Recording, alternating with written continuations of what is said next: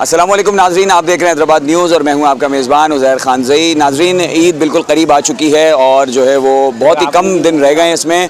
और मैं इस वक्त मौजूद हूँ जामा क्लॉथ मार्केट में और पूरे हैदराबाद के तकरीबन तमाम ही बाज़ारों में आवाम का एक जम गफ़ीर नज़र आता है और बड़ी तादाद में लोग जो है वो निकले हैं ईद मनाने के लिए, ईद की शॉपिंग के लिए। आज हम मौजूद हैं जामा क्लॉथ मार्केट में, यहाँ पर सूरत हाल मालूम करेंगे। लेकिन इस बार देखने में ये आया है कि महंगाई की वजह से काफ़ी हद तक लोगों को जो है ख़रीदारी में, ईद की शॉपिंग में जो है वो काफ़ी मुश्किलात का सामना है और लोग जो है वो महंगाई की दुहाइयाँ देते नज़र आते हैं।